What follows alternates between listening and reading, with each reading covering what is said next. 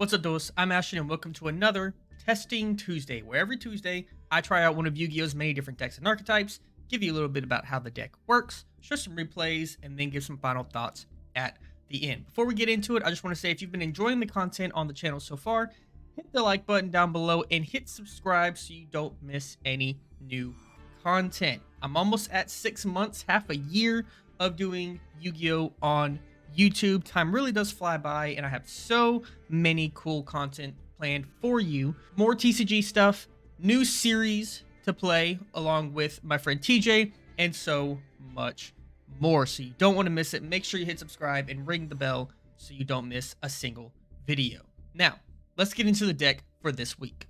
This week, we are playing Mannadium, one of the newer decks that came out very recently in the last couple of sets.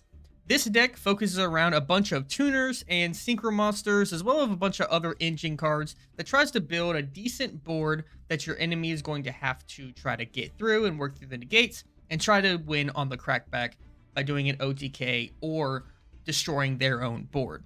Let's not waste any time, and let's go ahead and get into the cards. Very first thing, this is called Mannadium. The Mannadium cards are the core of the deck, despite having a couple different engines here. And so we're going to start with those. First off, we have the bread and butter Mannadium Heart. Heart? I'm not sure exactly how you say it. But this card is super essential because during the main phase, if this card is in your hand, quick effect, you can target a Mannadium monster you control or one monster you control with 1500 attack and 2100 defense, destroy it, and if you do, special summon this card. Now, the more important part is if this card is normal or special summoned, you can add a Mannadium card from your deck to your hand. So it's a searcher. It gets our play started. Of course, we're going to play 3 of it. Next up, we have Mannadium Fearless and Mannadium Meek. Each one does essentially the same thing, but slightly different. Essentially, every time that they're destroyed, they're going to special summon another copy of themselves from the deck. But each one will do something different if that effect goes through. Fearless, specifically, is going to increase the attack of synchro monsters you control that turn by 500 attack during the battle phase. However, Meek, if it gets special summoned through that effect from the deck, then it's going to be able to adjust its level by 2. You're not going to use that a whole lot, especially in the main combo. You're going to do it maybe once, but it does come up in clutch if you really need to get like a Synchro 8 or something and you have another level 4 on board already. That's it for the Mannadium monsters. Next up, let's talk about the other most important card in the deck, Visa's Starfrost. If this card is in your hand, you can target a monster you control with a different type and attribute than this card, destroy that monster, and if you do, special summon this card. So if this card is in our hand, we can destroy something like a Meek or a Fearless, be able to get Starfrost onto the field, who is a level 6 tuner, by the way, which comes in very handy, and we can go ahead and special summon another Mannadium Meek or Fearless from the deck as well, and get our plays going that way. In addition, when this card destroys an opponent's monster by battle, you can make this card gain attack equal to half the original attack or defense of that monster, which can come up sometimes. I mean, it is a 2100 body, so it can beat over things sometimes with this effect, but we're mostly going to be using this for plays. Next up, we are playing Elemental Hero Prisma. Now, this card is actually really cool in this deck. We only play 1 copy, but once per turn, you can reveal 1 fusion monster from your extra deck, then send one of the fusion materials whose name is specifically listed on that card from your deck to the graveyard. This card's name becomes the sent monsters until the end phase. We're going to usually and essentially only show Visa's Astrolabe, which is going to get Visa Starfrost into our graveyard and get plays going. Being able to change its name to Visa Starfrost is also going to come up when we get to our extra deck monster here, the Link 1 Scareclaw Lightheart, but we'll get into that in just a minute. Next up, for our last engine sort of monster, we have Scareclaw Lightheart. You can special summon this card from your hand to your main monster zone adjacent to a Scareclaw monster you control or in its column. We're usually going to do that under a Scareclaw Lightheart. And then, if it's special summoned, you can add 1 Scareclaw spell trap from your deck to your hand. And then, if 3 or more defense position monsters are on the field, draw a card. Again, it's another searcher. It can get our plays going, and it can draw us an additional card, which can come in really clutch sometimes. And that's it for the monsters. Now, for the other sort of cards that we play in this deck to get our plays going.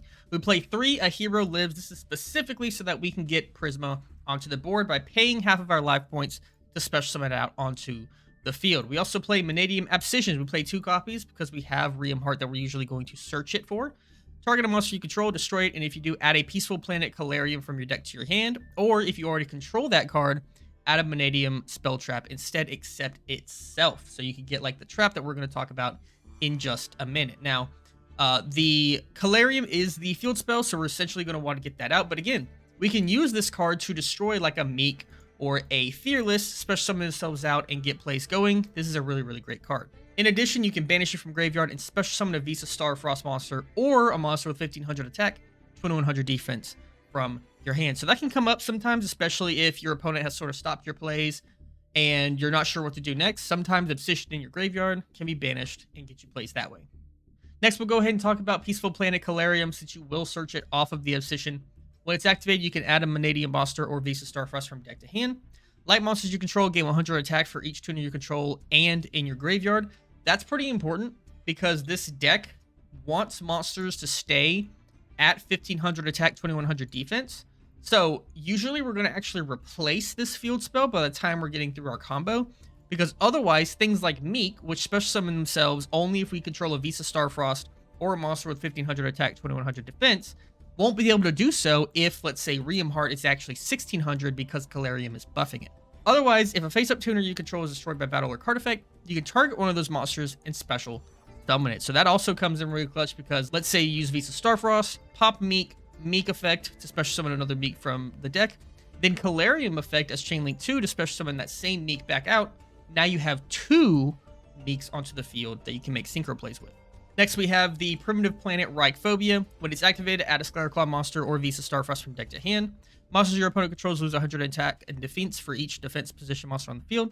And if 3 or more defense position monsters are on the field, you can target a card your opponent controls, destroy it. This card is pretty decent. It will be a part of our main combo. This secondary effect to pop a card can come up sometimes, especially if you're going second. Pretty solid card. And then lastly, Scareclaw Arrival. Target a Scareclaw monster or Visa Starfrost in your graveyard, special summon in defense. If a Scareclaw Link monster you control will be destroyed by battle or card effect, you can banish this from your graveyard instead. I've never had that second effect come up, but this first effect is essentially going to help extend our plays more and more, and it can be searched off of our right card here. Next up, we have Mannadium Imaginings. We can reveal a Mannadium monster or Visa Starfrost in our hand, draw 2 cards, then place 1 card from your hand on bottom of the deck. You can also banish it from graveyard to target a monster you control with 1500 attack or 2100 defense and treat it as a tuner until the end of this turn. That can come up sometimes, especially if you have like a Prisma on field and a Riem Heart, but you can't really get into synchro plays. If you happen to be able to get this off, that can help you get into level 8s. Mostly this is just a one of in the deck so that we can sort of get rid of a clogged hand, especially if we have like a Meek but we don't have any other starter cards, we're just filled with hand traps or something, then this card can really come in clutch. Next up, we have Trivikarma. You can target a Visa Starfrost in your monster zone and 1 effect monster your opponent controls. Negate that opponent's monster effects, and if you do, your targeted monster gains attack equal to half the original attack or defense of that monster. But what we're really going to use it for is its second effect. You can banish it from the graveyard and add 1 spell trap that mentions Visa Starfrost from deck to hand. We're going to be adding Mannadium Reframing, which is essentially just an Omni Negate as long as you control a synchro monster. Also, it can help you record resources because you can banish it from graveyard, then target up to 3 Mannadium monsters in your graveyard, shuffle them into the deck. Really, really solid trap. We're going to try to get this onto our end board if possible, because having an Omni Negate as a counter trap is always nice. Lastly, for generic staples, we are playing 2 Nibiru, the Primal Being, 3 Ash Blossom and Joyous Spring, 3 Droll and Lockbird. This actually probably could get changed now that the format's different post-banlist. Change these with like Effect Veiler or whatever the current meta is looking for, and you'll be just fine.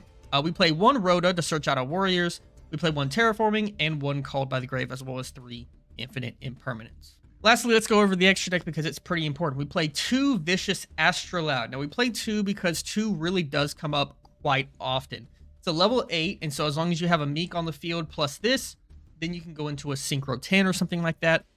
It can be special summoned from the extra deck by banishing the above cards from your field and or graveyard. Those requirements are a Visa Starfrost, any monster with 1500 attack and 2100 defense. So these are quite often going to happen. Like this is going to happen pretty often because Visa is always going to be in our graveyard for the most part.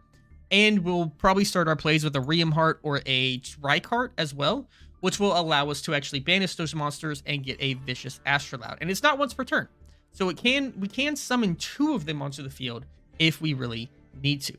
Also, if it's special summoned, you can target 1 other monster on the field, destroy it, and if you do, this card gains attack equal to half of that monster's original attack or defense. So this can also help you break boards and go in for big damage. Next, we have Bestial Dissipator. This might usually be in our end board. Target a banished light or dark monster, special summon it to your field. We're usually going to do that after we've made Vicious Astrolaud and banished our Starfrost plus one of these two to be able to get Starfrost back. In addition, when your opponent activates a monster effect, quick effect, you can target a banished card, shuffle it into the deck, and if you shuffled it into your deck, destroy it. So again, it can help break boards, or if you shuffled it into your opponent's deck, negate that activated effect. Really solid. This is going to be a part of our end board. Next, we have Chaos Angel, the new card that is just absolutely insane. If it's special summon, you can target a card on the field and just banish it. So again, can help break boards. And then also, if you use a light monster, then secret monsters you control are unaffected by monster effects activated by your opponent. And if you use a dark monster, then monsters you control cannot be destroyed by battle. It's just a really solid card. It also helps that it's 3,500 attack, 2,800 defense. This card is actually insane. Next, we have Baron de Fleur. We play Borreload Savage Dragon. We play Excel Synchro Stardust Dragon, which is going to let us get a level 2 or lower tuner from my graveyard onto the field again, usually like a Meek. And then we're going to synchro it off immediately to go into a level 10. Coral Dragon, because it can help with spot removal sometimes and help us get into higher level plays if we need to. Stardust Charge Warrior, we're going to use as a part of our main board, our combo, to get a card drawn and be a level 6. If you have a Meek on field, then you can make it a level 8 synchro and keep going that way. Beatrice is going to help us dump Trivia Karma to be able to get our Mannadium reframing. Appaloosa is going to be a part of our inboards quite often. Nightmare Unicorn, Nightmare Phoenix for utility. Cross Sheep is also going to be really important for our inboard because we are going to usually get this thing out on the field first, then Fusion Summon Astrolaud onto one of these zones that Cross Sheep points to. And that's going to allow us to special summon a level 4 or lower monster from our graveyard. And then lastly, Scareclaw Lightheart. This card is pretty insane and really helps the deck go through the Scareclaw part of the portion. If it's link summoned in the extra monster zone, you can add a primitive planet Reichphobia from your deck to your hand. And if you control Visa Starfrost, you can special summon this card from your graveyard, but you can only do that once per duel. Now, we're going to be able to do that because if we have Plasma on the field, for example, or Prisma, I should say, then it's going to be able to change its name to Visa Starfrost that we dumped to the graveyard.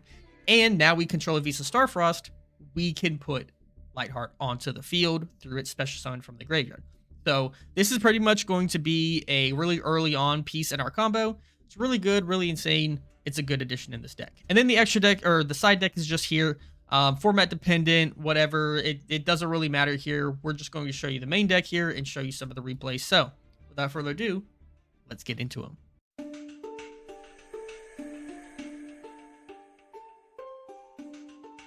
Okay, so this is going to be the first game that we are looking at. This is Mannadium versus Live Twin Unchained. Very interesting deck that I played against here in testing.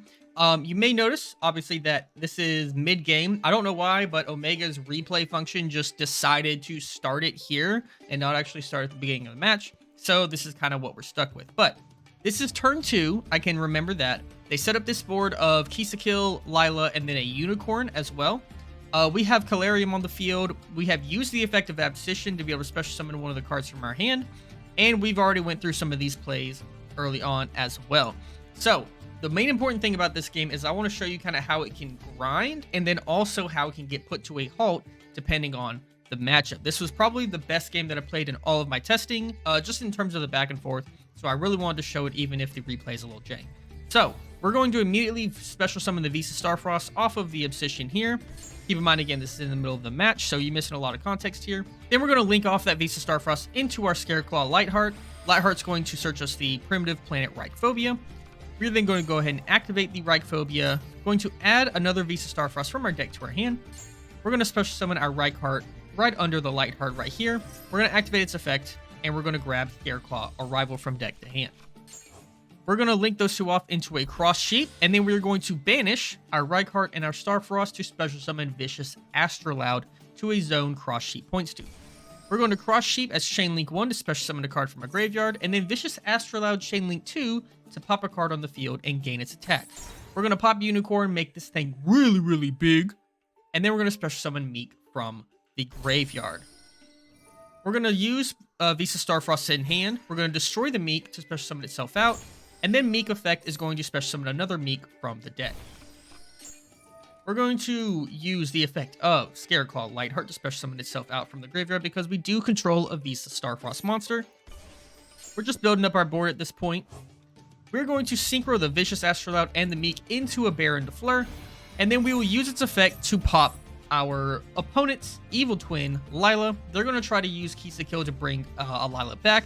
We're going to go ahead and just straight up negate that and pop it, and now we have fully cleared their board. Obviously, this is the very beginning of the game. 8,000 life points we can't kill here, but we're going to get a lot of damage in. We're going to link off all those monsters into Appaloosa, Bow of the Goddess, and then we're going to use the effect of Arrival to bring back the Visa Starfrost. This probably could have been saved, because you'll notice I don't really do anything with this Visa Starfrost. We just go in for damage here. And Arrival forces the monster to be in defense, so I couldn't even do more damage. But hey, whatever. It's another body on board that the enemy has to deal with, I guess. But in hindsight, I probably would have held that card. We're going to go to end phase. We're going to let our opponent play the game. They're going to activate Trouble Sunny. We're going to just straight up negate it with Bow of the Goddess. We don't want them to start their plays too early. And then they're going to activate Abomination's Prison. They're going to add Abominable Chamber of the Unchained from their deck to their hand, so I'm going to have to watch out for that card. They'll use Live Twin Sunny Snitch to be able to get a Live Twin Lila Treat from their deck to their hand. And then they're going to start popping off with their Live Twin cards, getting a bunch of cards out. And I only have 2 more Appaloosa negates here, so I have to be very careful about when I use them, especially because at this point, Appaloosa is still bigger than like their Evil Twin cards, so I have to keep that in mind. If I use it one more time, they can just swing over, so I have to be really smart about this last negate. You're going to use the effect to draw a card. I'm going to be okay with that, and then she's going to bring out Evil Twin Lila. Lila's effect is going to go through to try to special summon again, and at this point, I'm thinking that this person sort of exhausted their resources, so I'll go ahead and Appaloosa, and I'll be fine if they go ahead and attack the Appaloosa. They do have secret passwords, so they are going to get another spell from their deck to their hand. Unfortunate, sometimes they just have it. They'll activate it, get Live Twin, Kisa Kill onto the field, and then they just go battle. I guess they don't really have much left that they could do. So they're going to attack into Appaloosa, and then they're going to set that Abominable Trap and pass the turn. We're going to get Reframing. Not really going to help us out too much right there. We're going to go ahead and go into attack. We're going to use Baron de Fleur to pop a card. Battle phase. We're going to attack in. They're going to gain life points because of Live Twin stuff, I guess. I'm going to be honest, I don't really know how they gain life points, but hey, whatever. Then we're going to try to use Baron de Fleur to attack in, and they're going to use the Abominable Chamber of the Unchained to get their Abominable Unchained Soul onto the field, which is just big enough to stop the Baron. So we're going to have to end our turn there and just let the game play out. They're going to beat over my Baron just like that. They're going to set a card and pass. We draw Ash. That's not doing anything. We set to defense, pass. Then they're going to put Abomination's Prison once more, and to make sure they can't get any plays, because I know that's the only card left in their hand, I will go ahead and use that Ash liberally. They're going to get in for some damage, and our top deck is insane. We just had Reamheart. We're just that good. I mean, this is our starter. So, with top deck of Reamheart, we're going to normal summon it, get up our Fearless from our deck, special summon it out, go into Stardust Charge Warrior. Charge Warrior, we're going to draw a card, draw on the droll. Banish 2 cards, get Vicious Astrolaud, pop a card, make it big, and then we just go battle, and we can beat our opponent for game. So, as you can see there, we had some of those turns there that we were kind of going back and forth. If I was playing it against a more meta deck, like if that was Live Twin Sprite, or heck, if that was Cash Hero or something like that, I probably don't make it that far. But in the setting that we had, you can see the power that if you just draw the right card, Reamheart off the top, and go into your plays, then you can go Charge Warrior, you can go Vicious Astrolaud, you can make so many different plays that can get you back into the game and get you that W like I did here. All right, game 2, we're going to see us up against this. All right, game 2, we're going to see our Mannadium versus our opponent playing Branded Sword Soul, I suppose. This game kind of shows what happens if you get a hand that looks like this, and what happens when your opponent just has those right interruptions when you least want them. Our opponent's going to go first. They're going to set 1 card, and they're just going to pass. We're going to start by normal summoning Ash, using Visa Starfrost to destroy the Ash and normal summon, or special summon our Visa Starfrost. We're going to link that off into a Lightheart. Lightheart is going to grant us Primitive Planet Reichphobia. And then they're going to draw and lockbird us. So we can't activate Reichphobia, except we do have the Call by. So we will go ahead and do that on the draw so that we can use Reichphobia and keep our plays going. We'll get Reichheart here. We'll special summon Reichheart. Then we're going to use Scareclaw Arrival, target our Visa Starfrost to special summon it, and we could really be off to the races here. I mean, that's already a Synchro 10 if we really want it to be.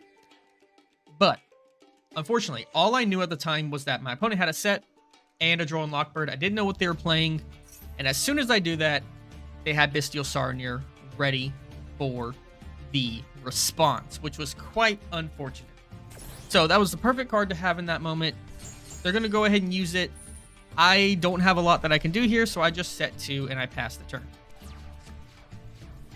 They're going to normal summon Albaz. I absolutely cannot have them take out any of my cards by fusion summoning, so we're going to imperm it. And they just so happen to have imperm in the same column as my imperm. So I remember when I put imperm down, the idea was that I could put imperm down in hoping that this is some kind of speller trap that I can negate with my own imperm. But it turns out, if it's their own imperm and you don't take that into account, well, your own imperm is going to get hit. We had impermception, y'all. It wasn't working out. So they had the imperm for that. They are going to go into Mirror Jade, and the game basically wraps at this point. They get Albion. I have one trap on the field that does basically nothing. They're going to get Branded Beast. They're going to go off and go crazy. I drew imperm. We just scoop there because we can only really pass turn, and they're just going to attack us with a monster and win for game. So that kind of shows you just a few things. I think it was kind of funny how this game played out. And something you got to have to look out for with this deck is you do play lights and darks. So Bystials are going to be a problem. So that's the deck. You'll notice I only did 2 replays this time. You guys are going to have to let me know if you prefer that or if you want me to stick with 3. I'm trying to do that to try to cut down on the video time a little bit. Just let me know what you guys think down in the comment section below. I'm willing to try different things right now. I'm hitting 6 months and I want to see, you know, try some different things, experiment and see what sticks. So tried 2 games this time instead of 3. Let me know what you think about that below. But speaking of, what do I think about Mannadium? Well, I think it's fine. It's very, very combo heavy. Now, this deck's main board combo is fairly long.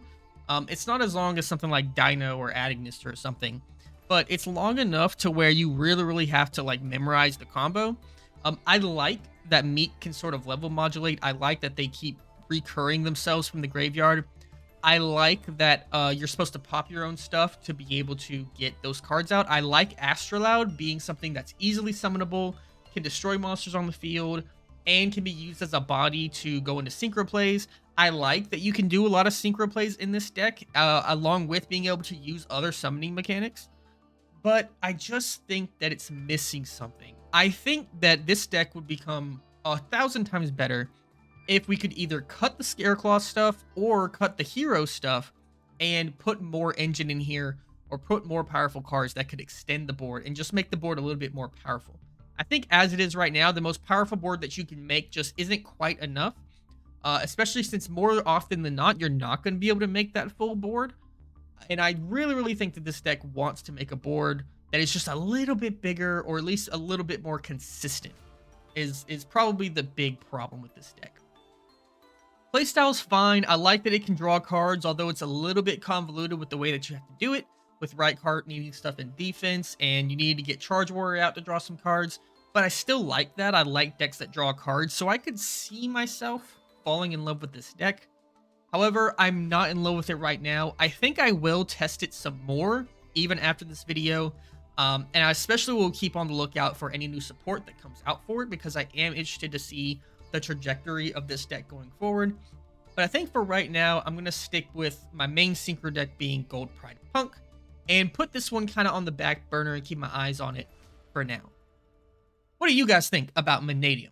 Do you like it? Have you played it before? Are you thinking about playing it after watching this video? Let me know down in the comment section below, and let me know any other decks you would like to see me try out on Testing Tuesday. It's always a learning experience for me. I love doing these because I learn a new deck, and that's always useful when I go to locals or regionals or anything. And I just love trying new decks. It's one of the best parts of Yu-Gi-Oh! Is trying new things. So I'm always looking for that feedback. Don't forget, hit subscribe, hit the like button, and I'll see you guys on the next one. Peace.